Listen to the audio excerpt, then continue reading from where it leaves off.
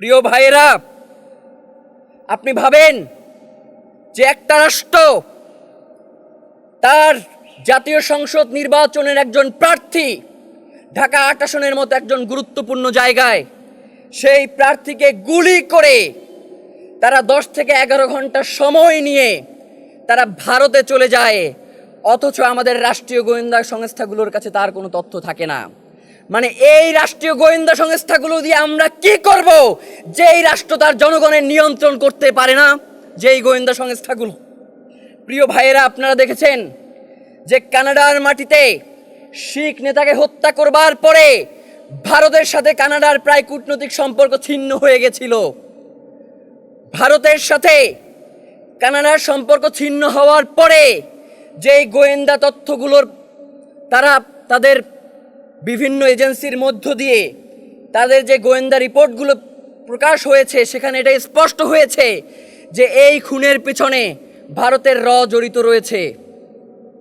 আজকে শহীদ ওসমান হাদির ক্ষেত্রেও তাই। তাহলে কানাডা যদি ভারত সরকারের ব্যাপারে কূটনৈতিকভাবে এত জোরালো অবস্থান গ্রহণ করতে পারে, তাহলে আমরা কেন পারছি না সেটা পররাষ্ট্র মন্ত্রণালয়কে জবাব দিতে হবে।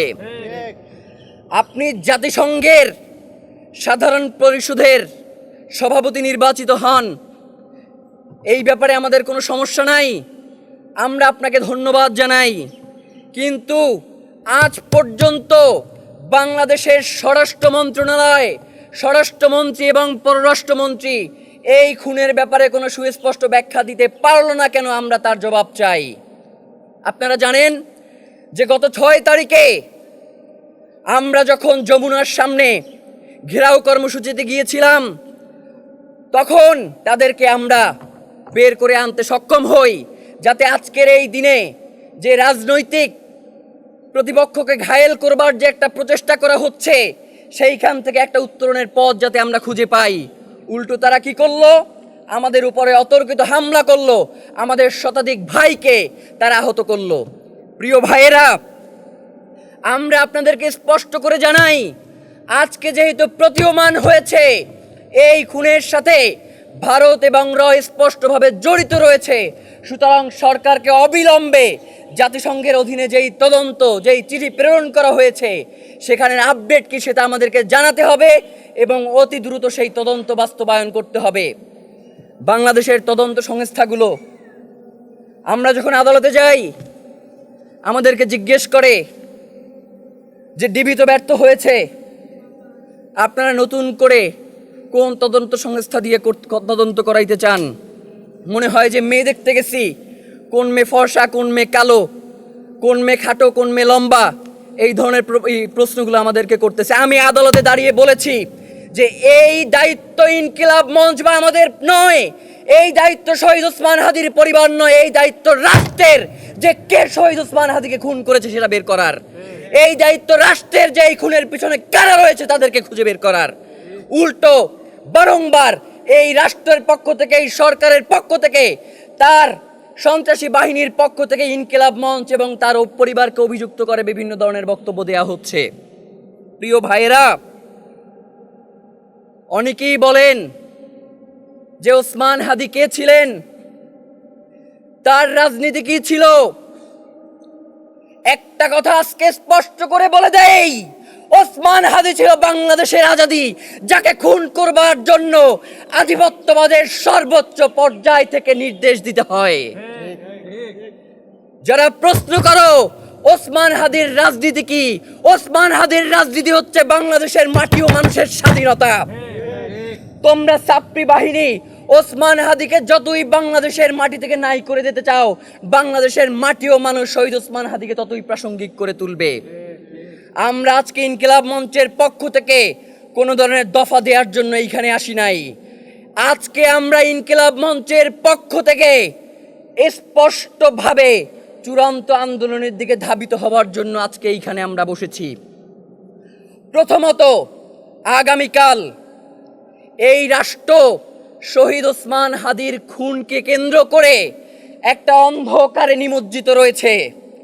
আমরা চাই এই রাষ্ট্রের কুশীলবরা যাতে আলোর মুখ দেখে, এই জন্য আগামীকাল সন্ধ্যায় ইনকিলাব মঞ্চের পক্ষ থেকে আমরা একটা মশাল মিছিলের আয়োজন করেছি। শুক্রবার বাদ জুমা আমরা এই ঢাকা বিশ্ববিদ্যালয়ের কেন্দ্রীয় মসজিদ থেকে একটি বিক্ষোভের ডাক দিয়েছি এবং বাংলাদেশের সকল জনগণকে শহীদ ওসমান হাদির খুনিদেরকে বিচারের মুখোমুখি করবার জন্য বাদ জুমা সারা দেশে বিক্ষোভ আহ্বান করছি জনগণের পক্ষ থেকে। প্রিয় ভাইয়েরা, শহীদ ওসমান হাদি তিনি শুধুমাত্র একটি নাম নন, বা তার খুন শুধুমাত্র বাংলাদেশের কোনো অভ্যন্তরীণ বিষয় নয়, এটি এখন বাংলাদেশের স্বাধীনতা সার্বভৌমত্বের প্রশ্ন। এই প্রশ্নে আমাদের আর ছাড় দেওয়ার কোনো সুযোগ নাই। এই বাংলাদেশের এবং ভারত নিজেরা এসে এইখানে শহীদ ওসমান হাদিকে খুন করে যায় নাই। শহীদ ওসমান হাদিকে খুন করেছে বাংলাদেশের মানুষ। শহীদ ওসমান হাদিকে খুন যারা করেছে তারা দীর্ঘ 3 মাস ধরে শহীদ ওসমান হাদির গতিবিধি লক্ষ্য করেছে। শহীদ ওসমান হাদির খুনি জেলে ছিল, তাদেরকে তারা জেল থেকে বের করেছে। শহীদ ওসমান হাদির খুন হওয়ার পরে তাকে সেফ এক্সিট দিয়ে ভারতে পলায়নে সহায়তা করেছে। ভারতের প্রত্যক্ষ মদদে বাংলাদেশের পক্ষ থেকে যারা এই কর্মকাণ্ড ঘটিয়েছে, আমরা বাংলাদেশের বর্তমান প্রধানমন্ত্রী তারেক রহমানকে আহ্বান করতে চাই, শহীদ প্রেসিডেন্ট জিয়াউর রহমান তাকে এই ভারতীয় আধিপত্যবাদ বাঁচতে দেয় নাই। আপনার মা দেশনেত্রী বেগম খালেদা জিয়াকে এই ভারতীয় আধিপত্যবাদের হাতে জেল খাটতে খাটতে তার হাতটা পর্যন্ত বাঁকা হয়ে গেছে। আপনার তো এই কথাগুলো ভুলবার কথা নয়। আমরা আপনাকে আহ্বান জানাই, শহীদ ওসমান হাদি ওই একই সুতোর মানুষ যিনি এই সকল আধিপত্যবাদের বিরুদ্ধে দাঁড়িয়েছিলেন। আমরা যদি বাংলাদেশ থেকে আধিপত্যবাদকে নির্মূল করতে না পারি, তাহলে বাংলাদেশের স্বাধীনতা সার্বভৌমত্ব থাকবে না। আমাদের জীবনে, আমাদের দেহে এক বিন্দু রক্ত থাকা পর্যন্ত আমরা বাংলাদেশের স্বাধীনতার সার্বভৌমত্বকে ভারতের কাছে বিকিয়ে যেতে দেব না, দেব না, দেব না। প্রিয় ভাইয়েরা, আজকের এই সংবাদ সম্মেলন থেকে আপনাদের সর্বশেষ আহ্বান জানিয়ে আজকের মতো আমাদের এই সংবাদ সম্মেলনটা শেষ করতে চাই। শহীদ ওসমান হাদিকে যারা খুন করেছে, এই খুনের পেছনে যেই দেশি বিদেশি চক্রান্ত জড়িত রয়েছে এবং বাংলাদেশ থেকে এই খুনকে যারা ঘটিয়েছে তাদের প্রত্যেককে বিচারের মুখোমুখি করতে হবে অতি দ্রুত। নাম্বার 2, এখন পর্যন্ত 14 থেকে 15 বার শহীদ ওসমান হাদির এই যে তদন্ত, এটাকে পেছানো হয়েছে। আমরা আপনাদেরকে স্পষ্ট করে বলি, এই রিপোর্ট দাখিলের সময় আপনাদেরকে আর পেছাইতে আমরা দেব না। এইটাকে কোনোভাবেই আমরা মিস্টেরিয়াস কেস হইতে দিব না। পররাষ্ট্র মন্ত্রণালয়ের পক্ষ থেকে আমাদেরকে জানানো হয়েছে, আপনাদের মাধ্যমেই আমরা জেনেছি যে গত 1-1.5 মাস 2 মাস আগে আমাদের যিনি পররাষ্ট্রমন্ত্রী তার সাথে ভারতের পররাষ্ট্রমন্ত্রীর একটা বৈঠক হয়েছে পররাষ্ট্র পর্যায়ে, এবং তিনি বলেছেন যে অতি দ্রুত শহীদ ওসমান হাদির খুনিদের দেশে ফিরিয়ে আনার ব্যাপারে ভারত সম্মত হয়েছে। অথচ অত্যন্ত আশ্চর্যের বিষয় হচ্ছে, যার সাথে বৈঠক হয়েছে তার ব্যাপারেই মমতা বন্দ্যোপাধ্যায় বলেছে যে সে নাকি তাকে চুপ থাকতে বলেছে এই ব্যাপারে। তো সুতরাং আমার কাছে মনে হয়েছে বাংলাদেশের পররাষ্ট্র মন্ত্রণালয় থেকে যেই বিবৃতি দেয়া হয়েছে খুনিদেরকে ফিরিয়ে আনার ব্যাপারে, এইটা মূলত বাংলাদেশের স্বাধীনতাকামী জনগণকে এই খুনের বিচার থেকে, এই লড়াই থেকে দূরে সরিয়ে রাখবার জন্যই এই কথাগুলো বলা হয়েছে। নয়তো যেই অমিত শাহের নাম একদম সরাসরি এই খুনের সাথে জড়িত হয়েছে, তার সাথে বৈঠক করে খুনিয়ে ফিরিয়ে আনা হইতেছে, এটা তো পাগলেও বিশ্বাস করবে না। প্রিয় ভাইয়েরা, আমরা আপনাদেরকে স্পষ্ট করে বলি যে অতি দ্রুত, মানে কোনো, আপনি দেখেন ফিরিয়ে আনা হবে মানে এইটার কোনো সময়সীমা নাই। এটা একটা ইনফিনিটি ব্যাপার, যে কবে ফিরে আনবে এই ব্যাপারে কোনো ব্যাপার নাই, কিন্তু ফিরে আনা হবে। আমরা স্পষ্ট তারিখ চাই যে আর কত দিনের মধ্যে সরকার পররাষ্ট্র মন্ত্রণালয়ের পক্ষ থেকে এই খুনিদেরকে ফিরিয়ে আনার ব্যাপারে ব্যবস্থা গ্রহণ করবে, সেই তারিখটুকু আমাদেরকে জানাবে। নয়তো এই যে বন্দি বিনিময় চুক্তি রয়েছে এইটা বাদ দিয়ে দেন, এইটা বাদ দিয়ে দেন। যেইটার কার্যকারিতা নাই সেই চুক্তি তো আমার মানার কোনো দরকার নাই। প্রিয় ভাইয়েরা, নাম্বার 3, আমরা আগেও বলেছি এখনও বলি সিভিল এবং মিলিটারি ইন্টেলিজেন্সের মধ্যে এই আওয়ামী দোসররা এখন পর্যন্ত ঘাপটি মেরে বসে আছে। গতকাল থেকে আপনাদের কাছে এই ব্যাপারগুলো অনেকটাই সুস্পষ্ট। যখন আমাদের আলাপ করবার কথা ছিল মমতা বন্দ্যোপাধ্যায়ের বক্তব্য এবং ভারতের সংশ্লিষ্টতার ব্যাপারে, তখন দেখবেন যে হঠাৎ করে 2-3 ঘন্টা পরে আমরা নিজেদের মধ্যে কামড়াকামড়ি শুরু করে দিয়েছি। আজীবন এই আধিপত্যবাদ আমাদের ভিতরে এই কামড়াকামড়ি অব্যাহত রেখেছে নিজের আধিপত্যবাদ কায়েমের জন্য। সুতরাং এই সিভিল এবং মিলিটারি ইন্টেলিজেন্সের মধ্যে এই যে আওয়ামী দোসররা রয়েছে তাদেরকে চিহ্নিত করে অতি দ্রুত বিচারের মুখোমুখি করতে হবে। এবং সর্বশেষ আপনাদেরকে একটা দুঃখের কথা বলি, শহীদ ওসমান হাদি আজকে প্রায় 6 মাস তিনি এই জাতীয় কবি কাজী নজরুল ইসলামের পাশে সমাহিত রয়েছেন। আজ পর্যন্ত তার কবরে একটা নাম ফলক বসে নাই।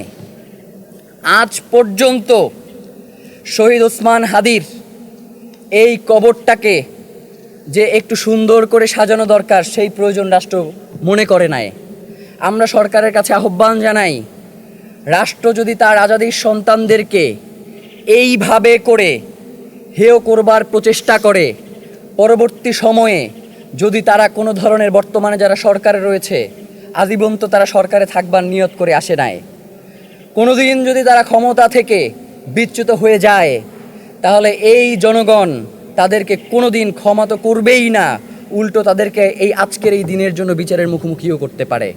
সুতরাং অতি দ্রুত যাতে ওসমান হাদির কবরকে, এবং আরেকটা ব্যাপার দেখেন, ওসমান হাদিরে কোনোভাবেই তো তারা বাঁচাইতে পারে নাই, কিন্তু ওসমান হাদির মৃত্যুর পরে তার নিরাপত্তা নিয়ে রাষ্ট্রের মারাত্মক ব্যাপার স্যাপার। তার লাশটা কোন রাস্তা দিয়ে আসবে সেটা আমরা পর্যন্ত জানি না।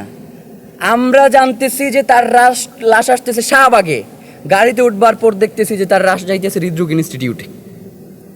আবার তার কবর খুলে দেয়া হচ্ছে না। তার কবরে এখন নিশ্চিদ্র নিরাপত্তা দরকার, কিন্তু যখন শহীদ ওসমান হাদিকে এই রাষ্ট্রের প্রয়োজনে বাঁচিয়ে রাখবার দরকার ছিল তখন সরকার তার নিরাপত্তা নিশ্চিত করতে পারে নাই। তো এই জন্য আমরা অতি আহ্বান জানাই যে শহীদ ওসমান হাদিকে বাংলাদেশ ভালোবাসে। শহীদ ওসমান হাদি এই বাংলাদেশের স্বাধীনতা সার্বভৌমত্বের অতন্দ্র প্রহরী। সুতরাং তাকে যদি আমরা তার যথাযথ সম্মান প্রদর্শন করতে না পারি তাহলে বাংলাদেশের স্বাধীনতা সার্বভৌমত্ব দিল্লির কাছে আমাদের বর্গা দেয়া ছাড়া আর কোনো উপায় থাকবে না। এই জন্য বাংলাদেশের দেশপ্রেমিক, বাংলাদেশের স্বাধীনতাকে আমি জনগণকে আহ্বান জানাই, তারা যাতে শহীদ ওসমান হাদির খুনের ব্যাপারে তাদের জায়গা থেকে সর্বোচ্চ প্রতিরোধ করে এবং আগামী শুক্রবার দেশব্যাপী তারা যাতে এই বিক্ষোভ নিয়ে রাস্তায় নেমে আসে, এজন্য আমরা বাংলাদেশের প্রত্যেকটি জনগণকে আহ্বান জানিয়ে আজকের মতো আমাদের এই প্রোগ্রাম শেষ করছি। সবাইকে অসংখ্য ধন্যবাদ আজকের এই সংবাদ সম্মেলনে অংশগ্রহণ করবার জন্য।